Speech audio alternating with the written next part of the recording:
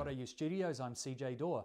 Well, this video series is all about indicators, technical indicators, and one of them that we're going to look at now is the tried and true Bollinger Band. It's been around for a while, it's widely used, widely recognized, and a good way of interpreting share price movement. So let's understand how it works, starting with a candlestick chart here over a couple of months, and this is a day chart, meaning each and every one of these candlesticks, green or red, up and down, represents 1 day's worth of share price movement each. So let's go and apply our Bollinger Band up to the top middle tab, technical indicators. Let's find our Bollinger Band. There it is. Let's click on it. That's the one we want.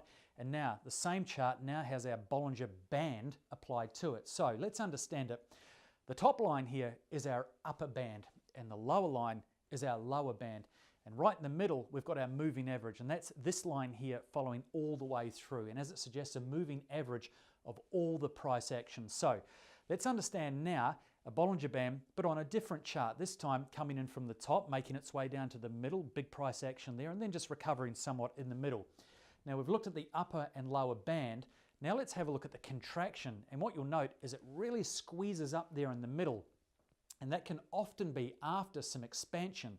So if we go back to the top left-hand corner, quite a wide Bollinger Band there between the upper and lower band, then it squeezes up. Now, after that contraction, we can expect some expansion. So that's right on the money.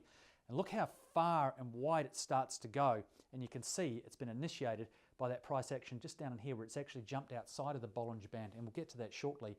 So once again, the process repeats. So we go contraction, expansion. So what do we expect next? Some contraction right on the money after our big expansion here.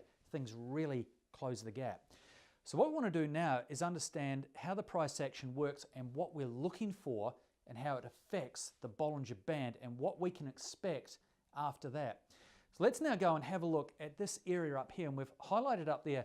Do you note how it actually moves outside of the Bollinger Band? It's just gone below that lower band. Now think of it like just dipping the toe in a hot bath. You pull it back out, it was a bit too hot. Now it doesn't mean it's automatically going to go up if it jumps out of the bottom, but look what it does. It levels out.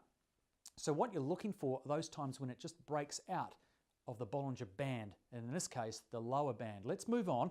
We've got another instance here. We'll highlight there where it's moved out. In this case, it's just pulled back, just like that toe in the hot bath, just pulled back. It was a bit much to handle, just evens out somewhat. And look down here, there's that big expansion we talked about there after the contraction.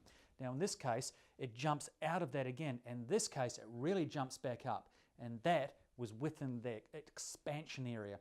Now it just starts to contract a little as we move on. Now those little areas that we've highlighted are called breakouts, and that is a key indicator and one of the core functions of a Bollinger Band. Within all of this movement, the Bollinger Band contracts and expands relative to the price action. And you can see where there's this big jump here in the middle, it gaps right down. That's where it really expands to cater for that big jump. Then things just start to quieten down a little bit, and there's our contraction.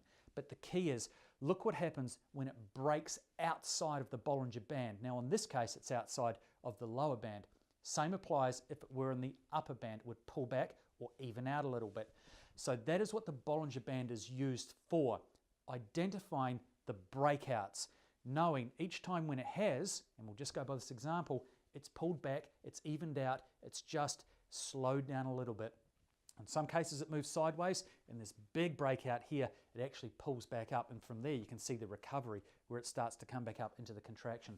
So the breakouts are the key to the Bollinger Band, and that's what it's about, and that's what you're looking for, is those breakouts, in order to know when it's just going to calm down a little bit or pull back, or if it was out of the top of the band, pull down a bit. So that's what indicators, technical indicators, are all about, an indicator of what could happen next, and the breakouts tell the story with the Bollinger Band. So there's a really good tried and true technical indicator, the Bollinger Band, part of our indicator series. There it is, the Bollinger Band. Hope you enjoyed that.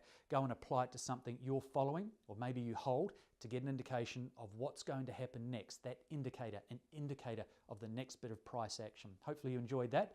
I'm CJ Dore, happy trading from the SharePrices.com.au studios.